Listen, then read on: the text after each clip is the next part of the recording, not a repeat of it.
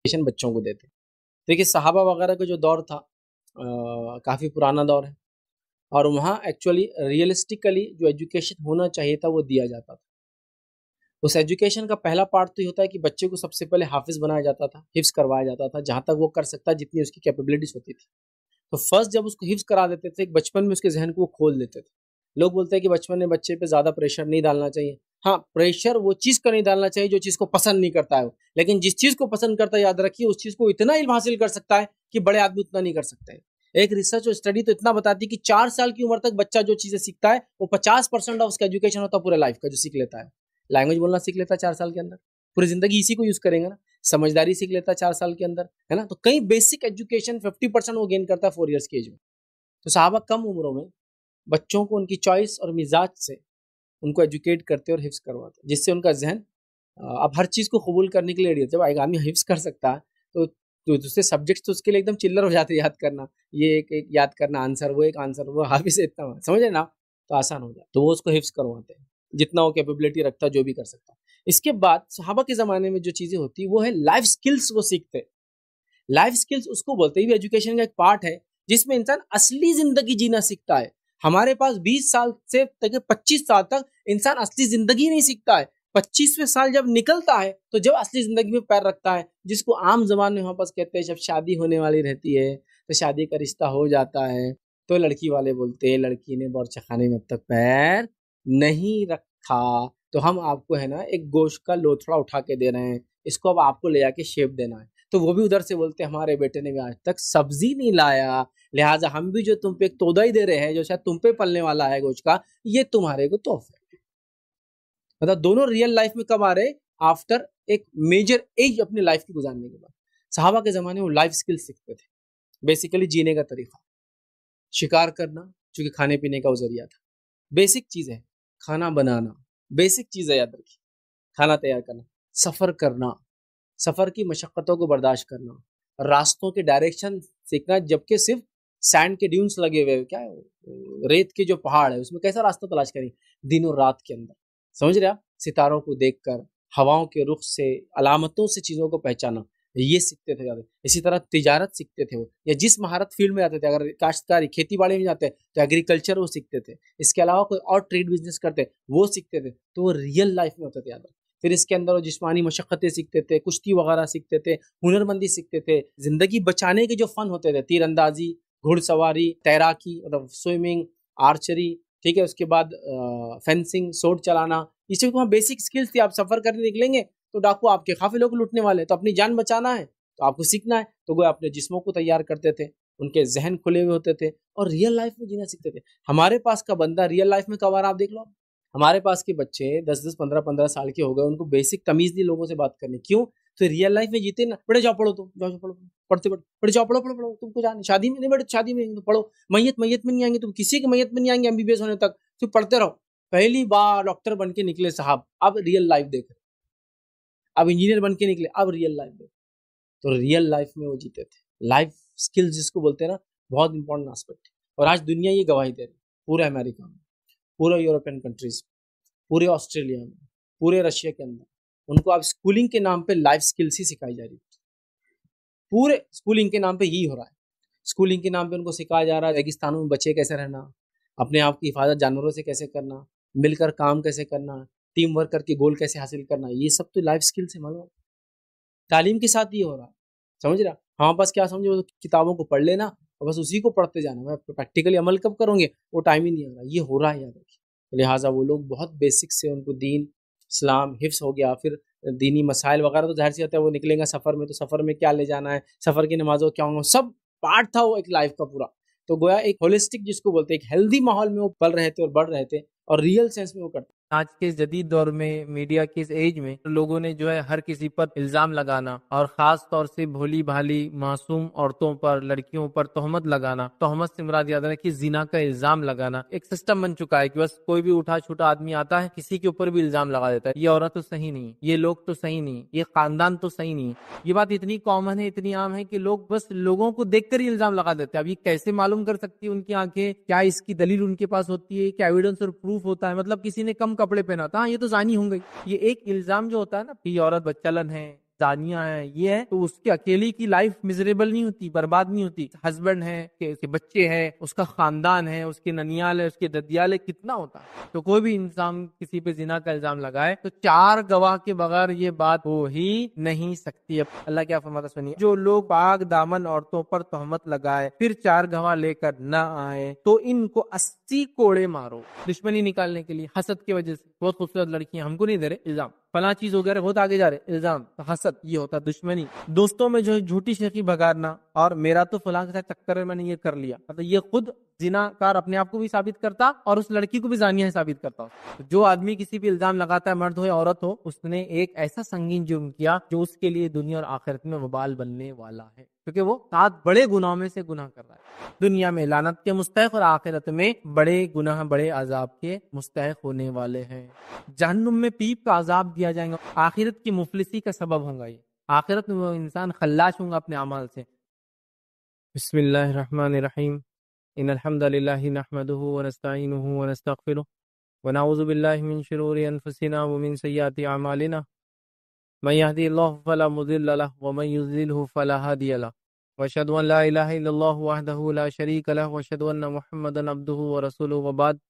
فإن خير الحديث كتاب الله وخير الهدي هدي محمد صلى الله عليه وسلم وشر الأمور محدثاتها وكل محدثة بدعة وكل بدعة ضلالة وكل ضلالة في النار.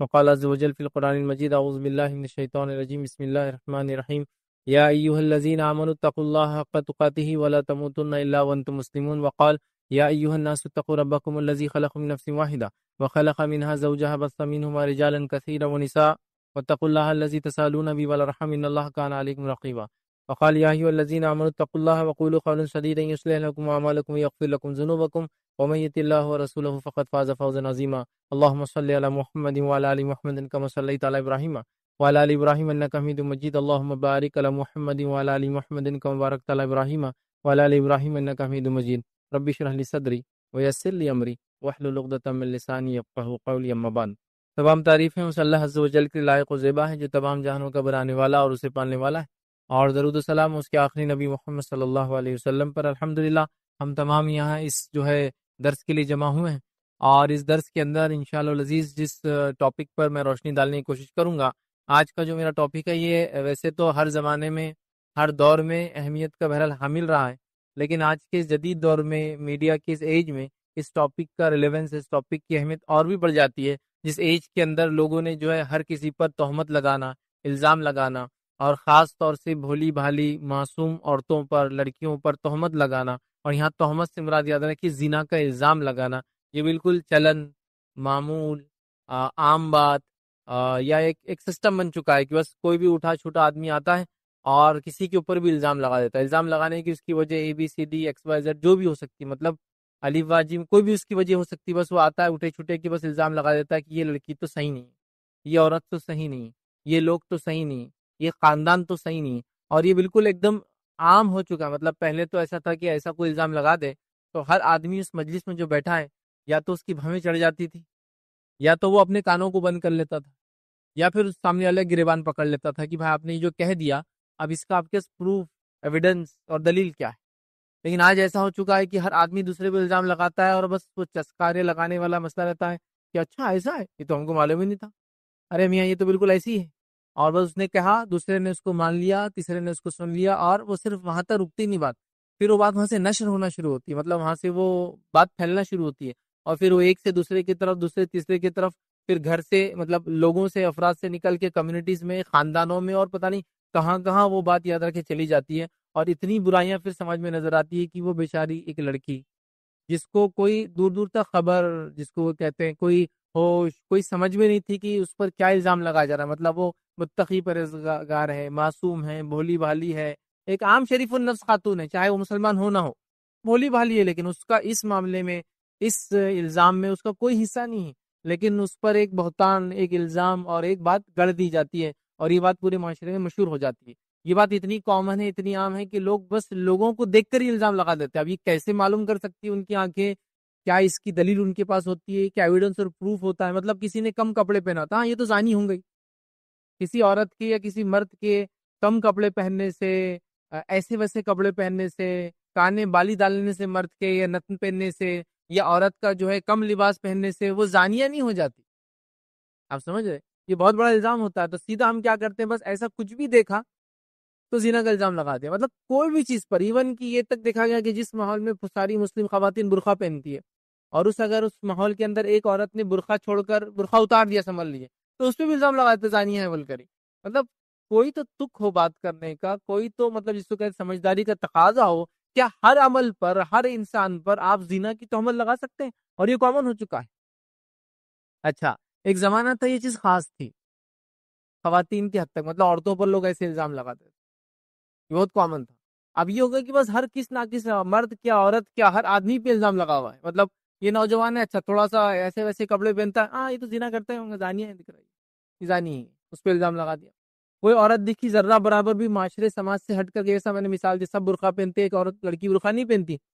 ارے یہ تو زانیہ دکھ رہی، مطلب اس پہ لگا دیا الزام، ارے اس کا تو معاملہ کچھ گڑبڑ دکھ رہا، لگا دیا الزام. ٹھیک. اس کے بعد جو ہے اگر کوئی جو آپ سے پروف پوچھے تو پھر اس کی پروف میں کیا دیا تھا معلوم آپ کو؟ مطلب دلیل کے طور پر، میاں دھواں اٹھ رہا ہے تو آگ تو ہوں گی، مطلب اگر کسی نے ایسی بات کیا تو وجہ تو ہوں گی. اب یہ تو کوئی بیسس ہی نہیں ہے کہ اگر کوئی کسی کے بارے میں کوئی بات کہہ دے تو اس کی کوئی وجہ ہوں گی، اور کوئی وجہ اس کا مطلب آدمی ویسا ہوں گا.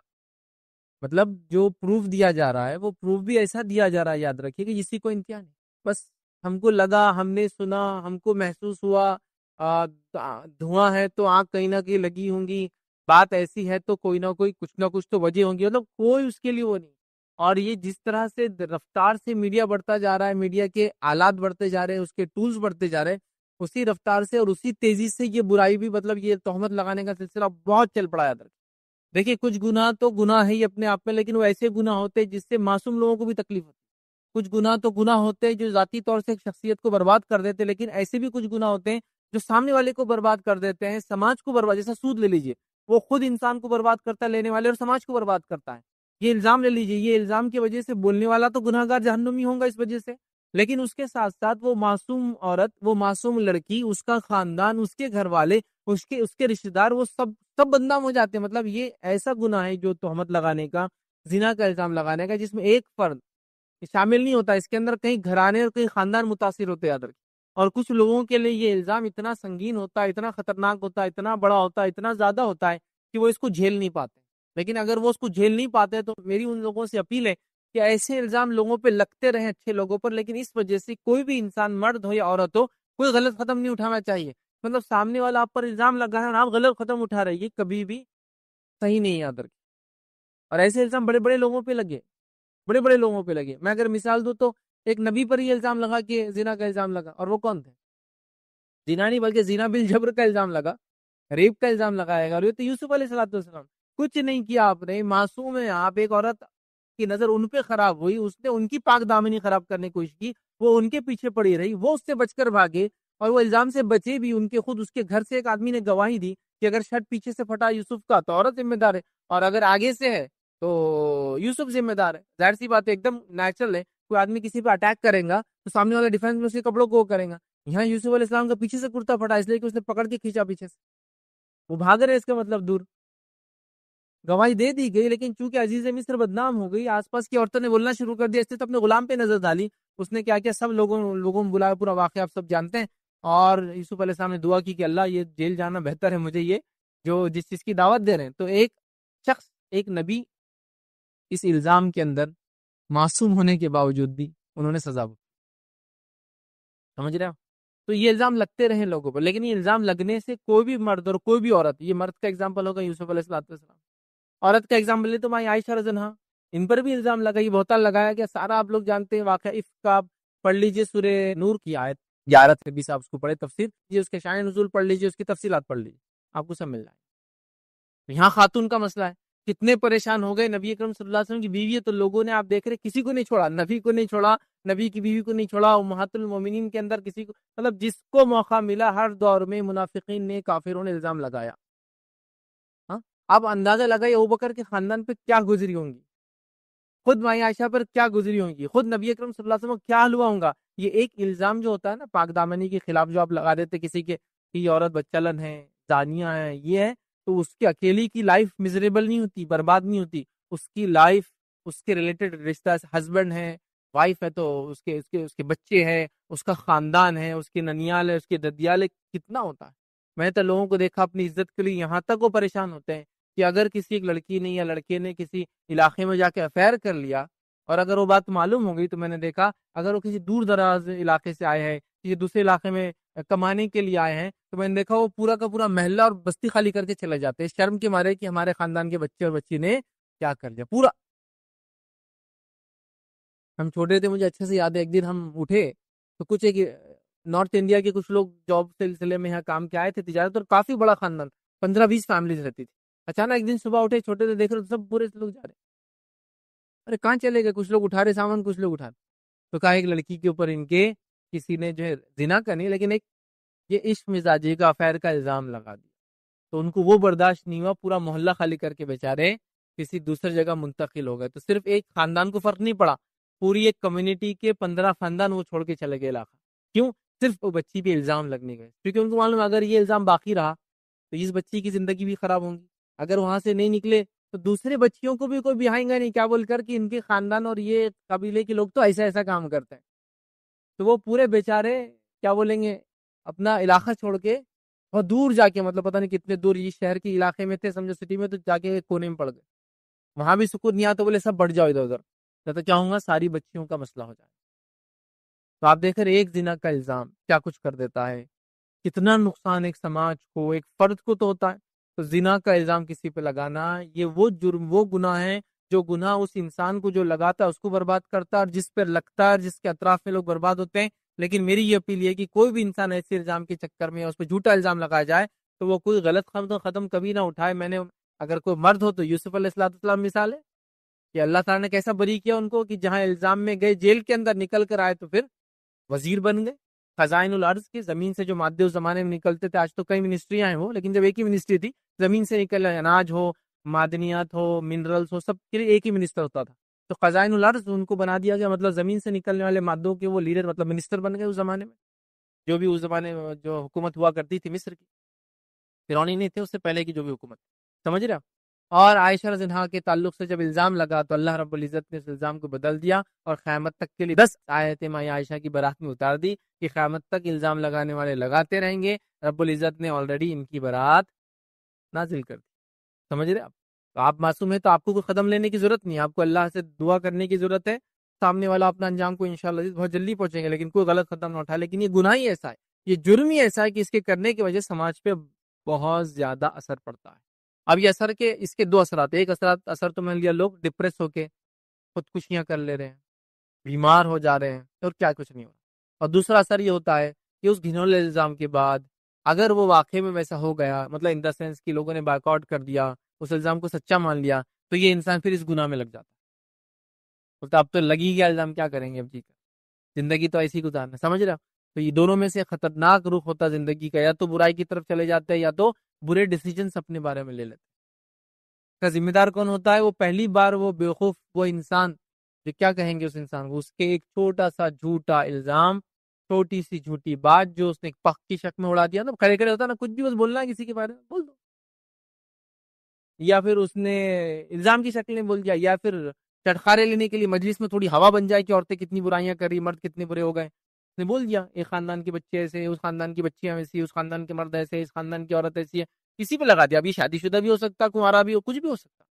بس لگا دیا اور بس آپ دیکھتے پورا. تو یہ بہت خطرناک سنگین جرم ہے کسی پہ زنا کا الزام لگانا. نہ صرف اس لگانے والے کو نقصان دیتا ہوتا، آخرت میں بھگتیں گا جس پہ لگتا ہے، جس کی وہ بچی یا بچہ ہے، جس وہ خاندان سے بلانگ کرتی ہے، جس بستی یا علاقے سے بلانگ کرتی ہے، سب پر سے الزام آتا ہے اور سب ہل جاتے ہیں. یاد رکھیے. تو یہ ایک ایسا جرم ہے جو جرم صرف اس کرنے والے پہ اثر نہیں کرتا جس کے خلاف کیا گیا، اور اس کے اطراف میں بہت سارے لوگوں پر اس کا اثر ہوتا ہے. اس کا اثر زبردست ہوتا ہے. ایک نبی کی مثال دے دی میں نے آپ کو، دوسرے نبی اکرم صلی اللہ علیہ وسلم کی جو ہے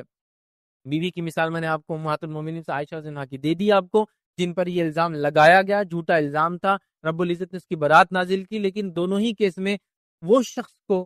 ایک تکلیف دہ فیز سے گزرنا پڑا. یوسف علیہ السلام کو جیل سے، اور مائیں عائشہ کا پورا واقعہ عفق کے اندر آپ پڑھ لیجئے.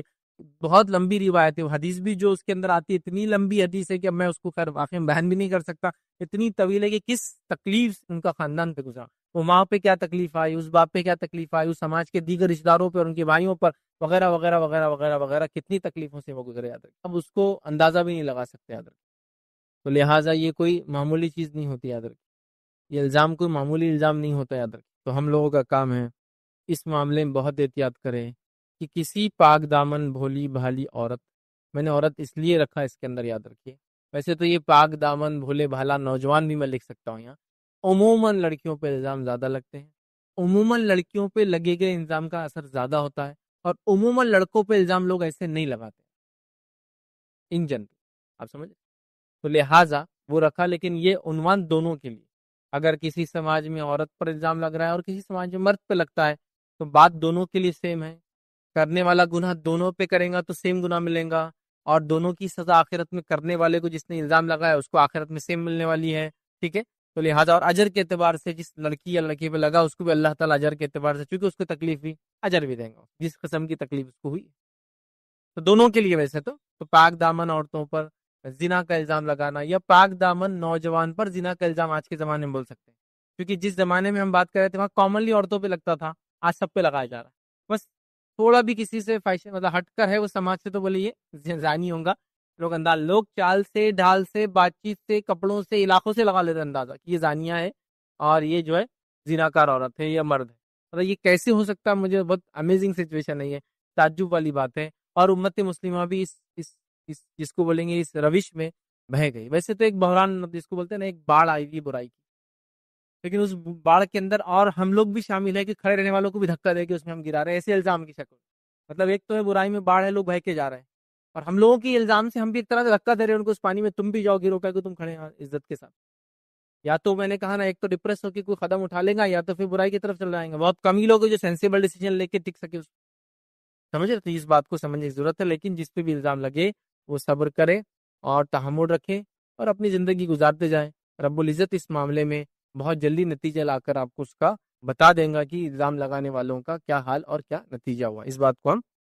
ذہن میں رکھیں۔ چلیے آئیے آگے بڑھتے ہیں، یاد رکھیے اس بات کو سمجھنے کی بات کی یہ خطرناک چیز ہے، یہ سنگین جرم ہے، ایسا کرنا بہت غلط ہے، ہم چند باتیں میں آپ کے سامنے انشاءاللہ آج رکھنے کی جو کوشش کروں گا، تو آج کا جو میرا عنوان ہوگا وہ 4 پوائنٹس پہ ہوں گا، 4 مین پوائنٹس ہوں گے اور اس کے اندر کئی سب پوائنٹس ہم لوگ کور کریں گے۔ پہلے 4 پوائنٹس کیا ہوں گے ہمارے؟ تہمت کا شرعی حکم ہم دیکھیں گے،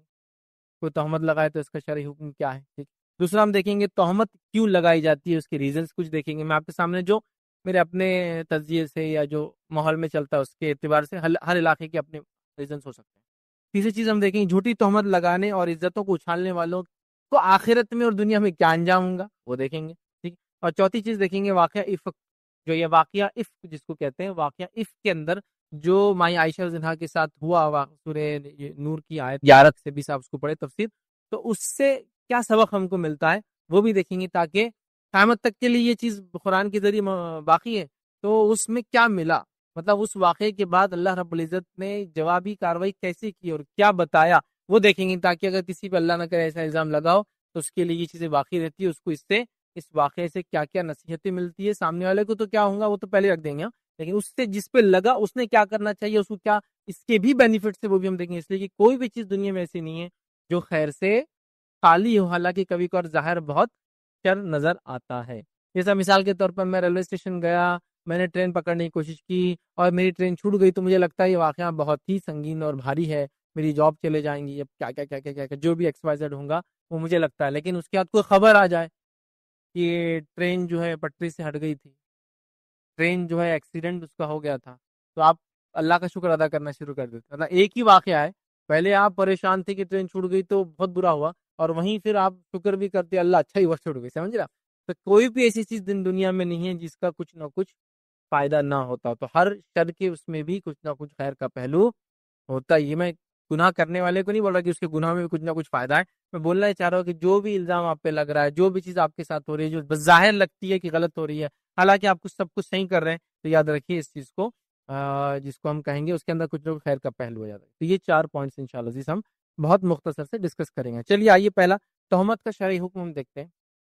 کہ شرعی اعتبار سے تہمت کیا، یاد رکھیے پہلی چیز یاد رکھیے زنا کے الزام کے ثبوت کے لیے 4 گواہ ضروری ہے، تو اگر کوئی تہمت لگاتا ہے شرعی اعتبار سے کہ یہ مرد یا یہ عورت، اس معاملے میں علماء کا اتفاق ہے، یاد رکھیے جس کو کہیں گے اجماع ہے، یہ کہ یہ جو آیت قرآن کے اندر آئی وہ عورتوں کے لیے کہا تو گیا، لیکن یہ عورتوں مرد دونوں کے لیے، مطلب جو بھولی بالی معصوم عورتوں پر الزام لگائے نا 7 ہلاک کرنے والے گناہوں سے بچو، تو اس میں یہ بھی ایک ہے، تو یہ عورت کا تذکرہ ہے، لیکن یہاں مرد بھی مراد ہے، اگر کوئی اس پہ بھی لگائیں گا تو یہ اس گناہ میں شامل ہوں گا، اور اس کے لیے بھی اگر کوئی مرد پہ الزام لگائے گواہ نہ لائے تو اس کو سزا دی جائیں گی، باقی سب ہے، تو یہ دونوں کے لیے، لیکن بات خواتین کے تعلق سے خاص کہی گئی، لیکن حکم جو ہے وہ دونوں کے لیے۔ تو پہلی چیز یاد رکھیں، زنا کے الزام کے ثبوت کے لیے 4 گواہ لانا ضروری ہے، تو کوئی بھی انسان کی شخص کسی پہ زنا کا الزام لگائے تو 4 گواہ کے بغیر یہ بات ہو ہی نہیں سکتی ہے۔ بس اب اتنا میں سمجھتا ہوں بیان کرنے کے بعد آگے اب ہمارا منہ ہی نہیں کھلنا چاہیے، 4 گواہ لگتے ہیں اس کے لیے منیمم، 4 وٹنس چاہیے۔ اب گواہ آنے کے بعد وہ کیس کیسے ہوں گا وغیرہ وغیرہ بھی ہم اس ڈیٹیل میں نہیں جائیں گے، چونکہ ہمارا ٹاپک صرف تہمت تک ریلیٹڈ ہے آج۔ پھر ہم کبھی دیکھیں گے زنا اس کے سزائیں الگ الگ کیسی ہوتی ہے، شادی شدہ غیر شادی شدہ کنوارے کے لیے کیا سزا ہوں گی وغیرہ وغیرہ، وہ بعد میں، لیکن ابھی ہمارا صرف الزام کے حد تک، تو اب اس کی ڈیٹیل میں نہیں جائیں گے آگے۔ تو 4 گواہ لانا ہے، اس کے بعد ہی ساری چیزیں ہو سکتی۔ تب جو بھی شخص یہ کہے کہ یہ زانیہ ہے، یہ زانی ہے، تو آپ کو کیا کرنا ہے؟ 4 وٹنس کھڑے کرنا ہے اس کے لیے۔ اگر آپ یہ نہیں کر سکتے تو منہ بند رکھیے، بس معاملہ ختم ہو گیا، تو آگے کچھ ہے ہی نہیں اس میں۔ شریعت نے انسانوں کی دفاع، ان کی پرائیویسی کے لیے، ان کی عزت کی حفاظت کے لیے بہت کچھ کیا، اور شریعت بہت حکیم ہے، یاد رکھیں، مطلب وہ یہ سمجھتی ہے اور کچھ چیزوں کو جانتی ہے، اور کچھ جگہ ایسا بھی شریعت نے کیا کہ کچھ چیزوں کو ڈھانک دیا، اس لیے ڈھانک دیا کہ نہ کھلے تو اچھی بات ہے، اس لیے کہ ظاہر سی بات ہے اگر ایک گناہ کیا اور اس کو اگر آپ اور پروپوگیٹ کریں گے اور اچھالیں گے، ہو سکتا ہے اس گناہ میں لگ جائے اور اس گناہ میں کا عادی بن جائے، ٹھیک ہے؟ تو پہلی چیز ہم کو اور آپ کو 4 گواہ لانا ہے۔ اگر 4 گواہ نہیں ہے تو منہ نہیں کھولنا ہے، بس اتنا ہم کو رول یاد رکھنا۔ اگر 4 گواہ آپ نے نہیں لائے اور منہ کھولا تو عورت کی عزت کیا ہے جو قرآن کے نزدیک، عورت کی عزت کتنی ہے شریعت کے نزدیک؟ وہ اتنی ہے کہ صرف الزام لگا اور پروف نہ کر پائے 4 گواہ کے ساتھ تو اس کو 80 کوڑے سزا ہے، یاد رکھیں۔ کسی عورت کی عزت پہ ہاتھ ڈالنا تو بہت دور کی بات ہے، اس کی سزائیں کیا ہے وہ ابھی ہمارا ٹاپک نہیں ہے، لیکن اگر کسی عورت کی عزت پہ ہاتھ ڈالنے کی پہلی کوشش یہ کرے کہ اس پر الزام لگائے کہ وہ ایسی ویسی ویسی ویسی ہے، تو پہلی اس کو یہ ہے کہ اگر ثابت نہ کر پائے 4 وٹنس کے ساتھ تو پھر اس کے لیے کیا ہے؟ اس کو سزا ہے جو الزام لگا رہا ہے، آپ اسے سمجھ لیجیے۔ اور کیسی سزا ہے؟ صرف 80 کوڑے سزا نہیں، اس کے بعد ایک اور اضافی سزا ہے۔ سنیے قرآن نے کیا کہا کہ جو الزام لگائے اور 4 گواہ نہ لا سکے، تو 4 گواہ لانا یہ کنڈیشن ہے، لیکن نہیں لایا آپ نے، تو اب کیا ہوگا اس کے نتیجے میں؟ سنیے اللہ کیا فرماتا ہے قرآن میں، سورہ نور سورہ نمبر 24 آیت نمبر 4۔ ویسے سورہ نور سورہ نمبر 24 آیت نمبر 1 سے لے کر 20 تک پوری پڑھ لیجیے آپ، 20 سے آگے بھی آپ پڑھ لیجیے، اس میں پھر گھر میں آنے جانے کا، پردے کے دیگر احکامات بھی ہے، تو ایسا 25 تک پڑھ لیجیے اس کو، آپ کو اور بہت ساری چیزیں اس میں معلوم ہو جائیں گی، بٹ یہ جو ہم جو ریلیٹڈ چیزیں اس میں آ جائیں گے انشاءاللہ۔ تو کیا فرماتا اللہ؟ سنیے آیت نمبر 4 کے اندر اللہ فرماتا کہتا ہے والذین یرمون المحصنات ثم لم یأتوا بأربعة شہداء فاجلدوهم 80 جلدة ولا تقبلوا لهم شہادة ابدا فاولئک هم الفاسقون۔ اللہ کیا فرماتا سنیے، اور جو لوگ پاک دامن عورتوں پر تہمت لگائے پھر 4 گواہ لے کر نہ آئے تو ان کو 80 کوڑے مارو، 80 لیش، 80 کوڑے مارو ان کو، یہ جھوٹ بولنے والوں کو، الزام لگائے مارو، اور ان کی شہادت کبھی قبول نہ کرو، اور وہ لوگ فاسق ہیں، مطلب ان کی گواہی بھی نہیں لی جائیں گی اب لائف ٹائم۔ مطلب اگر یہ کورٹ میں اس نے آیا الزام لگایا یہ عورت فلاں فلاں ایسی ایسی ایسی ایسی چلن پہ کرا، اس کے پاک دامنی پہ الزام لگایا زنا کا، اور پروڈیوس نہیں کر سکا 4 وٹنسز، یہ تو 80 کوڑے پڑیں گے، اور زندگی میں اس کی کبھی کوئی وٹنس گواہی نہیں لی جائیں گی۔ اور اللہ نے کہا یہی فاسق ہے، اس کو فاسقوں میں بھی شمار کر دیا اس کو اٹھا، آپ سمجھے؟ اتنی سخت سزا صرف لگانے۔ اب ہم تو نکڑ چوراہے میلے ٹھیلے راتوں کی مجلس سے یہی چل رہا، بس نوجوانوں کی وہ ایسی ہے وہ ویسی ہے، اور ادھر کی مجلس میں وہ ایسا ہے اور وہ ویسا ہے، یہ لڑکیوں کا بھی چل رہا ہے، ان کی مجلس میں بھی یہ قصے کہانیاں تھوڑا دھڑ، مطلب اس کو کہہ رہے بس آپ نے بلٹ ڈالا یہ زانیہ اور شوٹ کر دیا اس کو اٹھا کے۔ اب کیسے اس کو پروف کریں گے؟ 4 گواہ نہیں آپ کے پاس، اگر شریعہ کسی نے اسے جا کے ڈال دیا کہ میرے پہ الزام لگا اور آپ پروف نہیں کر پائے تو آپ کو 80 کوڑی سزا ہے اس کی، ٹھیک ہے؟ تو اس کو سزا یاد رکھیے جو ثابت جو ہے نہیں کر پائیں گے، یاد رکھیے، اور اس کو جو ہے حد خذف کہتے ہیں، یاد رکھیں، مطلب الزام لگانے والے پر ہی حد لگ جائیں گی، اس پہ لیں گے جس پہ لگایا، ثابت اگر نہیں کر پائے، اس بات کو ہم ذہن نشین کر لیں۔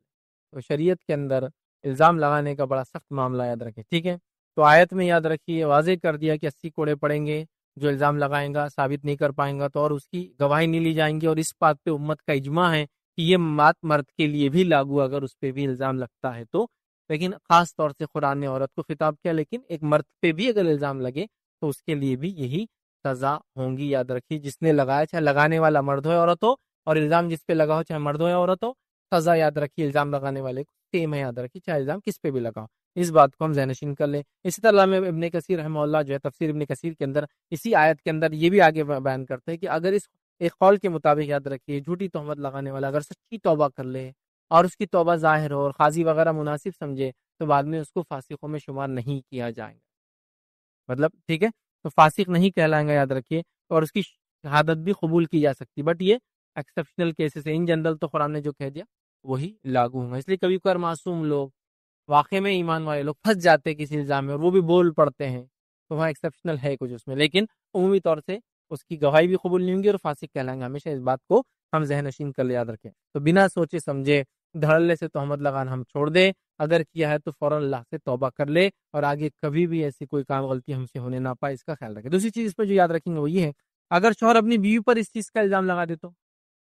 یہ تو ایک عام ایکس وائی زیڈ نے اے بی سی پہ الزام لگا دیا، ابھی شوہر اپنی بیوی پہ الزام لگا رہا، تو یہاں قرآن کیا کہتا ہے وہ بھی سن لے. یاد رکھیں ایسی صورت کے اندر یاد رکھ کیا ہوں گا، اور جو لوگ اپنی بیویوں پر الزام لگائے اور ان کے پاس خود ان کے اپنے سوا دوسرے کوئی گواہ نہ ہو، مطلب وہ شوہر ہی گواہ بول رہا میری بیوی نے ایسا کیا نہ ہو، تو الزام لگانے والے شوہر کی شہادت یہ ہے کہ وہ 4 مرتبہ اللہ کی قسم کھا کر گواہی دے کہ وہ اپنے الزام میں سچا ہے. 4 بار اللہ کی قسم کھا کر کہے کہ میں اپنے الزام میں سچا ہوں جو میں نے اپنی بیوی پہ لگایا، اور 5ویں بار کہے کہ اس پر اللہ کی لعنت ہو اگر وہ الزام میں جھوٹا ہے. مطلب اگر اس نے جھوٹا الزام لگایا تو مجھ پہ لعنت. پہلے 4 بار قسم کھا رہا کہ سچا ہے میری لعنت، میں جو الزام لگا سچا ہے، اور 5واں کہا کہ اللہ کی لعنت مجھ پر ہو میں اگر جھوٹا ہوں تو. پھر اللہ نے فرمایا گی یہ سورہ نور سورہ نمبر 24 کی آیت نمبر 6 7 8 اور 9 ہے. یاد ہے پھر اللہ نے فرمایا اور عورت سے سزا اس طرح ٹل سکتی ہے کہ وہ 4 مرتبہ اللہ کی قسم کھا کر، مطلب شوہر نے الزام لگایا اس نے قسم کھا لی، مطلب ٹوٹل 5 ہوگی، 4 اس کے خلاف 1 اپنے خلاف، اور پھر عورت کیا کریں گی وہ بھی 4 مرتبہ اللہ کی قسم کھا کر شہادت دے کہ یہ شخص اپنے الزام میں جھوٹا ہے جو میرے پہ الزام لگا رہا ہے، اور 5ویں مرتبہ کہے کہ اس بندی پر اللہ کا غضب ٹوٹے اگر شوہر اپنے الزام میں سچا ہے تو.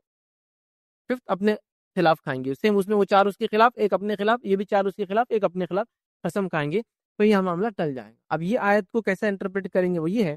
کہ اس کا طریقہ کیا ہوگا، کہ اس کا طریقہ یہ ہوگا کہ شوہر بیوی پر سمجھ الزام لگاتا ہے تو کیس قاضی کے پاس جائیں گے. قاضی دونوں کو پہلے تو یا تو کیس ہے تو اس کو شوہر کو بولیں گے اگر تمہارا دعویٰ ہے تو تم وٹنس لا لو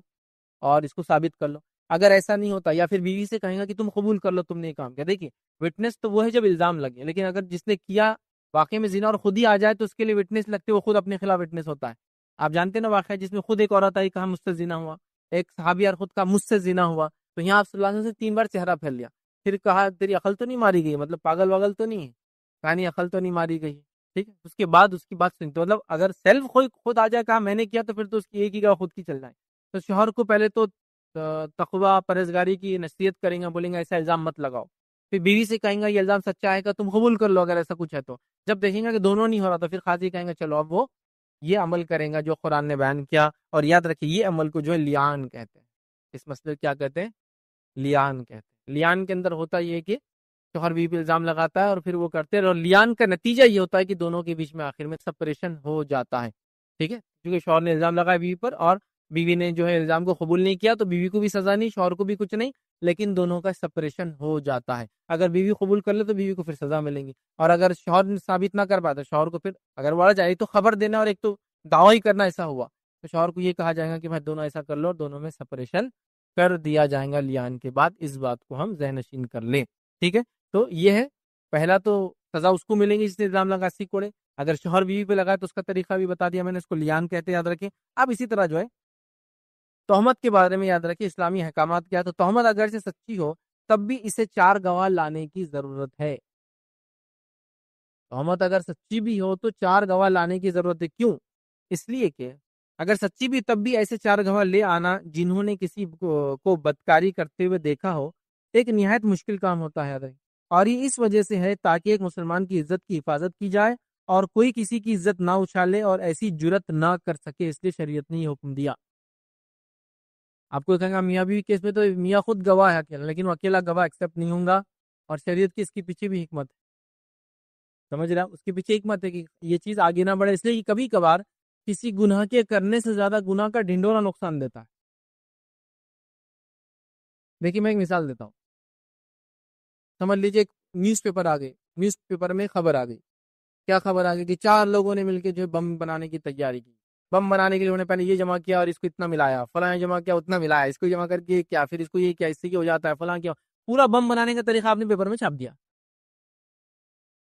پورا چھاپ دیا، اب کیا ہوگا معلوم، سب پڑاخے پھوڑنے لگ جائیں گے ہر طرف، سب کو ٹیکنیک معلوم ہوگی بم کیسے بنایا جاتا ہے، تو کیا کریں گے آپ، یہاں 4 لوگوں نے یہ جمع کر کے بم بنانے کی کوشش کی، کیسا بنتا ہے، کیا ہوتا ہے، کتنا، کچھ بھی نہیں ہے اس میں، تو یہ حکمت زیادہ فائدے مند ہے بنسبت یہ پورا بتانے کی کہ کیا ہوا، آپ سمجھ رہے، اس لیے کہ اس کا نقصان زیادہ ہو جائیں گا، اور بنسبت اس خود گناہ کے اس کا نقصان زیادہ ہوگا۔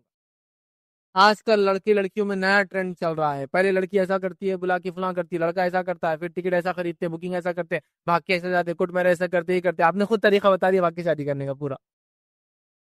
پھر آپ بڑے بہت بھاگ جا رہے لڑکیاں، وہ آپ نے اس کا پورا طریقہ بتا دیا نا کیسے بھاگنا چاہیے، تو کبھی کبھار چیزوں کو فلی ڈسکلوز کرنے سے اچھا ہے اس کو بند رکھ کے، ٹھیک ہے، میاں نے دیکھ لیا بیوی کو کرتے ہوئے تو لیان ہو گیا نا، اب سپریشن تو ہو گیا، مسئلہ ختم ہو گیا، لیکن اس عورت کو اگر وہ پورا کیا جائے اور وہ اس کے 4 گواہ نہ ہو اور اس کو زانیہ ڈکلیئر کر دیا جائے تو اس کی آنے والی زندگی پوری ختم ہو جاتی، ہو سکتا ہے آنے والی زندگی میں اس کو ایسا آدمی ملے جس پر ایسا الزام لگا ہو، دونوں شادی کر لیں، کیونکہ ایسا کر کے ہم ایک انسان کو ہمیشہ کے لیے سماج کے اندر برائی کرنے کے لیے چھوڑ تھوڑی دے سکتے ہیں، شریعت کی حکمت ہے جب کہا 4 گواہ لاؤ، جو کہ بہت مشکل کام ہوتا ہے، سمجھ رہے ہو، جس کو معلوم ہے اس نے دیکھ لیا وہ احتیاط کرے اپنے حد تک، لیکن یہ احتیاط سب پوری دنیا کے لیے نہیں، کیونکہ اگر سمجھو ایک آدمی میں ایک برائی ہے تو آپ کیا سمجھتے پوری زندگی اس نے شادی نہ کرے صرف ایک کوئی برائی کی وجہ سے، جیسا کہ غصیلا ہے، تو آپ کوئی رشتہ آ رہا اس کو آپ بڑا ارے بہت غصیلا میرا بھانجا تو نہیں چل نکلے، تو کیا زندگی بھر آپ اس کو برباد کر دیں زندگی صرف اس کے غصے کی وجہ سے؟ ہاں، آپ یہ بول سکتے تھوڑا تیز مزاج ہے تو بچی تھوڑا اس کو لے کر چلے، وہی بول سکتے بھائی ویسا مسئلہ نہیں، انشاءاللہ یہ بھی پڑ جاتی، ہو جائیں گا دونوں، چلو ٹھیک ہے پھر، سمجھ رہے ہیں بات آپ، لیکن پوری زندگی پیچھے تھوڑی ٹریل کریں گے کہ اس کی شادی ہی نہیں ہونا اس لیے کہ اس میں یہ خرابی، یہ چاہتی ہے کچھ چیزیں ایسی ہیں کہ ان کو اوور ایکسپوز نہ کیا جائے، کچھ چیزیں دب جائے تو وہ بہتر ہی ہے اس کے لیے، ہاں شوہر نے الزام لگایا، اس نے دیکھا تھا اس کی سپریشن ہوگا، اس کا معاملہ ختم ہو گیا، نہیں میں سزا دلا کے رہوں گا، اتنی بری عورت ہے، ٹھیک ہے، آخرت نہیں ملیں گی اس کی، کیونکہ ابھی آپ کے اس گواہ نہیں، یہ بات کو یاد رکھیں۔ اسی طرح اسلام کا اس طرح کا معاملات میں گائیڈ لائنس دینے کا مقصد یاد رکھیں سماج سے ایک دوسرے پر الزام اور تہمت لگانے کے مزاج کو ختم کرنا۔ اب دیکھیے کوئی بھی آدمی کو معلوم ہے میں اس کو الزام نہیں لگا سکتا جب تک کہ 4 گواہ نہیں ہے، تو منہ ہی نہیں کھولنا چاہیے، اس وجہ سے اس نے یہ 4 گواہ کا، بعض دفعہ کوئی برائی کا چھپ کر کیا گیا گناہ سماج کو اتنا نقصان نہیں پہنچاتا جتنا برائی کی تشہیر کر کے پھر اس کو بتا دینا، اس وجہ سے بھی 4 گواہ، اب 4 گواہ نہیں ہے 3 بھی ہے تو معاملہ رک جائیں گا، تشہیر نہیں ہوں گی گناہ کی، یاد رکھیں۔ اسی طرح ایک دوسرے کو شک اور شبے سے دیکھنے اور ٹٹولنے کا مزاج ختم ہو جائیں گا، کیونکہ کروں گا بھی تو 4 گواہ تو ہے ہی نہیں، تو کیا کرنے کا اپنے کو اتنا ٹٹول کے اور فلا فلا کر کے، تو یہ سب یاد رکھیں شریعت کی اس کے پیچھے یاد رکھیں حکمت ہے۔ اب تہمت لوگ کیوں لگاتے ہیں، سیکنڈ پوائنٹ ہمارا، لوگ تہمت کیوں لگاتے ہیں، آئیے میں جو باتیں میں نے دیکھی سماج میں جو ہوتی ہے وہ رکھ رہا ہوں، یاد رکھیے کامنلی سماج سے باتیں بدل سکتی۔ پہلا، دشمنی یا حسد میں کسی آدمی پر اس اور یا اس کے گھر کی خواتین پر جھوٹا الزام لگا دیا جاتا ہے، دشمنی نکالنے کے لیے، حسد کی وجہ سے، بہت خوبصورت لڑکیاں ہم کو نہیں دے رہے الزام، فلاں چیز وغیرہ بہت آگے جا رہے الزام، تو حسد یہ ہوتا دشمنی، خاندانی دشمنی حسد۔ دوسری، غیبت یا ہنسی مذاق میں یوں ہی بغیر سوچے سمجھے تہمت لگا دیتے ہیں، مجلس میں بیٹھے ہیں، 2 عورتیں ہیں، 2 مرد ہیں، 4 عورتیں ہیں، 4 مرد ہیں، کوئی ایک تیسری عورت آ گئی، ارے یہ تو ان کی چال چلن کیریکٹر لیس، تو آسانی سے کیریکٹر لیس ہے تو بول کے نکل جاتے ہیں، پاک دامنی پہ اس کی عزت پہ الزام، ارے یہ تو کیریکٹر لیس آدمی، ارے اس تو منہ کالا کرتی، منہ کالا کرتا، ایک دم آرام سے ہنسی مذاق میں غیبت کی شکل میں کر دیا، لیکن یاد رکھیں ہر جھوٹ کی اپنی ایک زندگی ہوتی ہے، وہ ختم نہیں ہوتا، یہ ایک وجہ ہے۔ دوسرا، محفلوں میں محض چسکا لینے کے لیے جو ہے لڑکوں کو اپنے دوستوں کے سامنے لڑکیوں کا تبصرہ کرنا ہے کہ فلاں تو ایسی ہے، فلاں ایسی، اس کو بہت راز معلوم ہے ان کے، اور وہی لڑکیوں کے گروپ میں ان کو بتانے کے لیے کہ لڑکوں کے بہت راز لڑکی کو معلوم ہے، بس چسکا لینے بولتے ہیں نا، بگ دیا بولتے کسی چیز، سب بیٹھے ایک دم بہت اچھی بات چل رہی، کیا اچھا ماحول ہے، وہ کیا معلوم زنا ہو رہا ہے، لڑکیاں پوری زانیاں ہو گئے، ارے دیکھو ایسا معلوم ہوتا ہے یہ اپنے آپ کو بڑا بتانے کے لیے بگ دیا۔ اسی طرح جو اپنے آپ کو شاطر جاسوس بتانے کی کوشش کرتے ہوئے دوسری خواتین کے کردار کے بارے میں اندازہ لگانا کہ فلاں عورت ایسی ہے تو ایسی ہوں گی، سمجھ رہا، یہ ایک وجہ ہوتی ہے۔ اسی طرح ہم نے دیکھا یہ وہم پال لینا کہ جینس پہننے والی بدکار ہوں گی، کالج جانے والے یہ کام کرتے ہی ہوں گے، فلاں کلاس میں جانے والے یہ کرتے ہوں گے، فلاں انسٹیٹیوشن میں تو یہ کام ہوتا ہی، یہ بہت کامن ہے وہاں پر۔ یہ جینس پہن لے رہی، اس نے برقع اتار دی، وہ کالج میں ہے، یہ کالج میں تو یہ تو ہوتا ہی نہیں ہے، تو یہ زانیہ تو ہی گئی ہوں گی، اب تک الزام لگا دیا۔ اسی طرح حسن زن، دوسروں سے متعلق جو اچھا خیال چھوڑ کر جہاں کہیں تھوڑی بہت بھی بدگمانی ملے وہاں فوراً آپ کر لیتے ہیں لوگ، یہ ایک وجہ ہوتی ہے۔ اسی طرح جو ہے گالی گلوچ میں کسی کی جو ہے مطلب بدکار بول دینا، فاحشہ بول دینا، لڑائی کے اندر بول دیتے فاحش ہے تم تو، تمہارا خاندان پورا فاحش ہے، تم تو حرامی اولادیں ہیں پوری، فلاں ہے، بس لڑائی جھگڑے میں آپ نے کسی پر اٹھا کے الزام لگا دیا کہ وہ بدکار ہے، ان کا خاندان بدکار ہے، وہ مطلب اولادیں جو ہے جائز اولادیں نہیں ہیں تم باپ کی، بس یہ الزام لگا دیا یاد رکھ۔ اسی طرح جو ہے دوستوں میں جو ہے جھوٹی شیخی بگاڑنا، اور میرا تو فلاں کے ساتھ چکر ہے میں نے یہ کر لیا، مطلب یہ خود زنا کار اپنے آپ کو بھی ثابت کرتا اور اس لڑکی کو بھی زانیہ ثابت کرتا، خود ہی یہ ثابت کر رہا، کرا کچھ بھی نہیں، لیکن زنا کا یہ کرتا، خود پہ بھی زنا کا الزام ڈالتا اور سامنے والے بھی ڈالتا کہ میرا دوست افیئر ہے، میں تو زنا کر رہا ہوں اس سے، تو گویا اپنے کیریکٹر کو بھی خراب کرتا اور دوسروں کے کیریکٹر کو بھی مسخ کرتا ہے اس کے اندر۔ یہ بھی ایک یاد رکھی بڑی اہم وجہ یاد رکھی، حالانکہ حقیقت میں ایسا کچھ بھی نہیں ہوا ہوتا ہے، لیکن وہ خود پہ بھی الزام لگاتا اور اس لڑکی پہ بھی الزام لگا دیتا۔ اسی طرح ہر جھوٹی سچی خبر کو واٹس ایپ وغیرہ پہ فارورڈ کر کے یہ زانیہ ہے، فلاں کیریکٹر ایسے، یہ خاندان کے لوگ ایسے، وہ علاقے کے لوگ ایسے، وہ بستی کے لوگ ایسے، وہ قوم ایسی ہے، وہ فلاں ایسے، لوگ لگاتے اچھا انہوں امریکہ گئے تو یہ تو کر کے چاہے ہوں گے، یہ یورپ گئے تو زانی ہو گئے ہوں گے، ان کی بچی تو وہاں پڑھ رہی تو اس کا مطلب زنا تو کیچ ہوں گی، اس نے امریکہ میں کوئی اس کے بغیر تھوڑی رہتا فلاں، حوالے سے آپ ایک کے بعد ایک الزام لگاتے چلے جا رہے، یاد رکھیے۔ اسی طرح بعض عورتوں کا شہرت کے لیے مشہور مردوں پر بھی الزام لگا دینا، جیسا مرد بھی کر رہا ہے کہ میرا تو اس سے افیئر ہے، میں نے زنا کیا، تو بعض عورتوں کا بھی مشہور لوگوں کے خلاف الزام لگا دینا، یہی بہت کامن دیکھا۔ یوسف علیہ السلام اس کی ایک جیتی جاگتی مثال ہے جو قرآن نے دی، یاد رکھی، ٹھیک ہے۔ تو مشہور مردوں کے اوپر جو ہے زنا کا جو الزام لگا دینا یا ان کو بدنام کرنا، یہ بھی کامنلی دیکھا جاتا ہے، یاد رکھیں، ٹھیک ہے۔ تو یہ وجہ تھی۔ تھرڈ پوائنٹ آج ہم دیکھیں گے، یاد رکھیں، جھوٹی تہمت لگانے والوں کو دنیا اور آخرت میں کیا ہوگا، اس کا انجام یاد رکھیں، وہ دیکھیں گے، ٹھیک ہے۔ تو تھرڈ پوائنٹ ہمارا ہے، اس میں جو باتیں ہم دیکھیں گے انشاءاللہ وہ ہے، پہلا یاد رکھیں، یہ ہلاک کر دینے والا گناہ ہے، اور اس کے تعلق سے بخاری کی روایت ہے، نبی اکرم صلی اللہ علیہ وسلم فرمایا 7 ہلاک کر دینے والے گناہوں سے بچو، کہ وہ ہلاک کر دینے والے گناہوں میں سے گناہ، پاک دامن بھولی بھالی ایمان والی عورتوں پر تہمت لگانا۔ تو جو آدمی کسی پہ الزام لگاتا ہے، مرد ہو یا عورت ہو، لگانے جس پہ الزام لگا وہ مرد ہو یا عورت ہو، اس نے ایک ایسا سنگین جرم کیا جو اس کے لیے دنیا اور آخرت میں وبال بننے والا ہے، کیونکہ وہ 7 بڑے گناہوں میں سے گناہ کر رہا ہے۔ دوسرا کیا ہوگا، یاد رکھیں، دنیا اور آخرت میں اس پہ لعنت ہوتی ہے۔ اللہ رب العزت نے قرآن میں کیا فرمایا، دیکھیے سورہ نور سورہ نمبر 24 آیت 23 میں فرمایا، جو لوگ پاک دامن بے خبر مومنہ عورتوں پر تہمت لگاتے ہیں، ان پر دنیا اور آخرت میں لعنت کی گئی ہے اور ان کے لیے بڑا عذاب ہے۔ دنیا میں لعنت، آخرت میں لعنت، اور آخرت کے لیے بڑا عذاب ان کے لیے ریڈی ہے۔ کون لوگوں کے لیے ریڈی ہے؟ یہ جو پاک دامن بھولی بھالی عورتوں پر مومنہ الزام لگاتے ہیں، دنیا میں لعنت کے مستحق اور آخرت میں بڑے گناہ بڑے عذاب کے مستحق ہونے والے ہیں۔ تیسرا کیا ہوگا، جہنم میں پیپ کا عذاب دیا جائے گا ان لوگوں کے لیے جو دنیا میں، یہ مرد عورت دونوں کے لیے الزام پہ، لیکن آیت میں اللہ نے عورتوں کے لیے کہا چونکہ کامنلی ان پہ لگ رہا تھا، لیکن مرد بھی اس پہ شامل ہے۔ یہ علماء کی رائے میں بالکل موجود ہے کہ تاروں نے یہ کہا کہ اس میں اگر کوئی بھولے والے مرد پہ بھی لگائے تو سیم گناہ، سیم سزا اور سیم چیز اس کے ساتھ بھی۔ چلیے، جہنم میں پیپ کا عذاب ہے ایسے انسان، روایت دیکھیے ابو داؤد کی ہے، اور عبداللہ بن عمر رضی اللہ عنہ فرماتے ہیں، روایت کرتے ہیں کہ نبی اکرم صلی اللہ علیہ وسلم نے فرمایا، جس نے مومن پر ایسے جرم کا الزام لگایا جو اس نے نہیں کیا تھا، تو اس نے وہ الزام لگایا اس نے کیا ہی نہیں تھا، تو اس الزام لگانے والے کو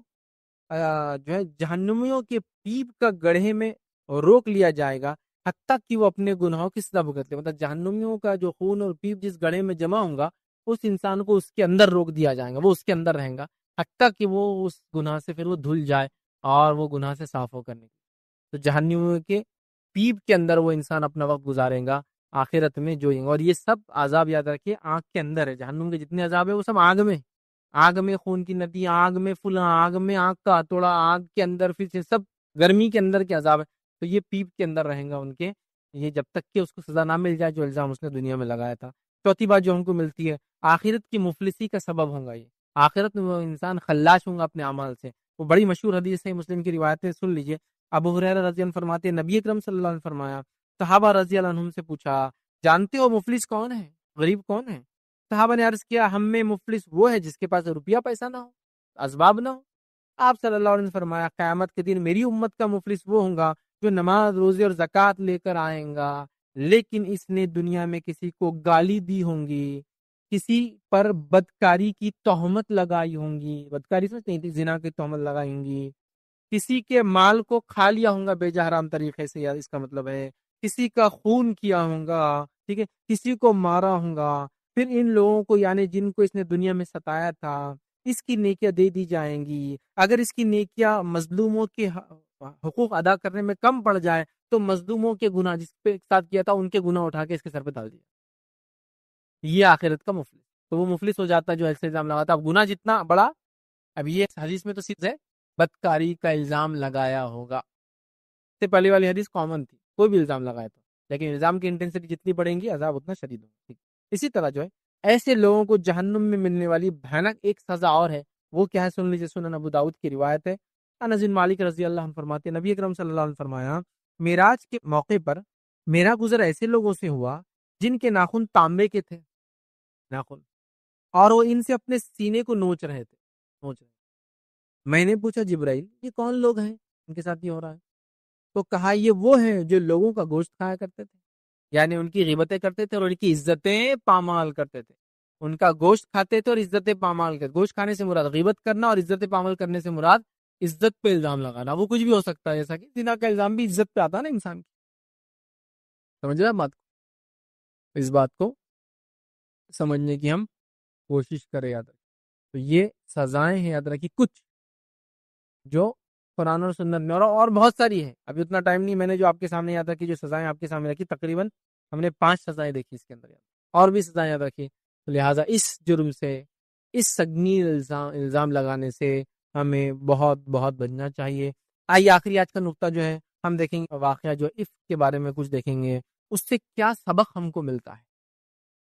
ماں عائشہ رضی اللہ عنہا پہ جو الزام لگا اس سے ہم کو کیا سبق ملتا ہے؟ یوسف علیہ السلام پہ الزام لگا، اس سے ہم نے کیا دیکھا؟ یوسف علیہ السلام نے صبر کیا، پاک دامنی کو بچانے کے لیے کوشش کی، ان کے لیے آفر تھا، لیکن بعد میں اس نے جب سب کے سامنے چلا دیا ان کو، تو سبھی ان پہ گرویدا ہو گیا۔ انہوں نے کہا کہ اللہ ان عورتوں کے ظلم سے میرے کو بچا، اللہ وہ تو غلط وہ کرے۔ تو ہم نے دیکھا انہوں نے اپنے دامن کو، پاک دامنی کو باقی رکھا، جیل گئے، لیکن اس کے بعد زبردست اللہ رب العزت نے اس کا دنیا میں بہترین بدلہ دیا، اور آخرت میں یقیناً ان کے لیے بہترین اجر اس کا ہے، یاد رکھیں۔ تو اب ماں عائشہ رضی اللہ عنہا پہ بھی یہ الزام لگا، نبی اکرم صلی اللہ علیہ وسلم کی چہیتی بیوی ہے، منافقین نے اس الزام کو لگایا اور اس کو خوب آنکھ دی، اس کو بڑھایا، نتیجہ یہ ہوا کہ کچھ معصوم مسلمان بھی اس کے اندر بھولے بھالے اس میں پھنس گئے، انہوں نے بھی اس کو آگے بڑھا دیا اس بات کو، اور بات بہت زیادہ ہو گئی۔ ماں عائشہ اپنے والدین کے پاس چلی گئی، پورا واقعہ آپ تفصیلات پڑھ سکتے ہیں، وہ بہت روتی تھی، گڑگڑاتی تھی، اللہ تعالیٰ سے دعائیں کرتی تھی کہ اللہ تعالیٰ کچھ نتیجہ نکال دے۔ ایک لمبا عرصہ اس میں گزر گیا کہ کوئی جواب نہیں ہے اللہ رب العزت کی طرف سے۔ نبی اکرم صلی اللہ علیہ وسلم بڑے پریشان تھے اور چاہتے تھے چونکہ الزام لگ گیا اور کچھ بھولے بھالے مسلمان بھی اس میں آ گئے، ایک مسئلے کا کلیریفیکیشن آ جائے۔ پھر رب العزت نے آسمان سے جو ہے آپ کی برات کو سورہ نور سورہ نمبر 24 کے اندر نازل کر دیا، اور اللہ رب العزت نے جواب دے دیا۔ وہ جواب جب دیا اللہ تعالیٰ نے، اس میں کیا سبق مل رہا ہے، میں وہ صرف سبق رکھ رہا ہوں، واقعہ میں چھوڑ دیتا ہوں، یاد رکھ۔ واقعہ آپ کو پڑھنا تو واقعہ آپ ڈالیں اور اس کو آپ ریڈ کر لیں، پڑھ لیں، یاد رکھیں، بہت ساری کتابوں میں بہت ساری جگہ اس واقعہ آپ کو ملے گا۔ اب اس واقعے سے کیا نکات نکلے، چونکہ قرآن کی جو آیت آئی اس سے ہم کو یہ بات ملی، پہلی چیز یاد رکھیں اس سے ہم کو ملتا ہے وہ یہ ہے، ہر شر میں خیر کا پہلو پوشیدہ ہے۔ یہ پہلا سبق ہم کو ملتا ہے اس واقعے، ہر شر میں خیر کا پہلو پوشیدہ ہے، اس واقعے سے یہ چیز پتہ چلتی ہے، یاد رکھیں، ہر شر میں خیر کا پہلو پوشیدہ ہے، اس واقعے سے یہ بات پتہ چلتی ہے، یاد رکھیں۔ اور یہ بات یاد رکھیے، جس کو کہیں گے آپ ہر اس شخص کے تعلق سے دیکھ لیجئے جس پر جھوٹا الزام لگے گا، اور جھوٹا الزام لگنے کے بعد وہ نکلے گا، اس شر کے بعد خیر کا پہلو اس کے لیے ویٹ کرتا ہے، چونکہ اس معاملے میں اللہ نے یہ کہا سنی، اللہ تعالیٰ نے کیا فرمایا تھا، ہر شہر میں خیر کا پہلو ہے۔ یہ جب واقعہ ہوا اس کے بعد اللہ نے کیا آیت نازل کی سنی، سورہ نور سورہ نمبر 24 آیت 11، اللہ فرماتا ہے ان الذین جاؤوا بالافک عصبۃ منکم لا تحسبوه شرا لکم بل هو خیر لکم، اللہ نے فرمایا جو لوگ یہ بہتان عائشہ رضی اللہ عنہا پر جھوٹا الزام گھڑ لائے ہیں وہ تمہارے ہی اندر کا ایک گروہ ہے، مطلب وہ منافقین تھے، یاد رکھیے، اندر کا ایک گروہ ہے، اندر کا ایک گروہ ہے، اس واقعے کو اپنے حق میں شر نہ سمجھو بلکہ یہ تمہارے لیے خیر ہی ہے۔ اس واقعے کو تم اپنے لیے شر نہ سمجھو بلکہ اس میں تمہارے لیے خیر ہی ہے۔ تو پہلا سبق ہم کو ملا، ہر شر میں خیر کا پہلو ہوتا ہے۔ ہم کو دکھتا ہے شر لیکن اس کے اندر نکلتا ہے خیر کا پہلو، یاد رکھیں۔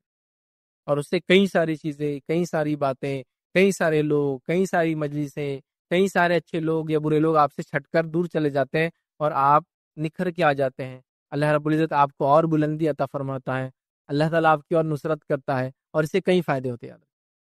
تو یہاں اللہ نے فرمایا اس کے اندر کو تمہارے کو شر لگ رہا تھا لیکن اس میں یہ تمہارے لیے خیر ہے۔ تو اللہ نے کہا کہ بل ہوا خیر لکم، یہ تمہارے لیے خیر تھا، حالانکہ تم اس کو شر سمجھ رہے تھے، لیکن وہ گروہ واضح ہو گیا، جس نے الزام لگایا واضح ہو گئے اور سب کو پتہ چل گیا کون کیا ہے۔ اسی لیے بہت سارے لوگ سوال کرتے ہیں نا کہ منافقین بھی تو صحابہ میں تھے، پھر حدیثوں کو کیسے بچایا گیا؟ منافقین بالکل واضح تھے، کون ہے سب کو مانتا ہوں،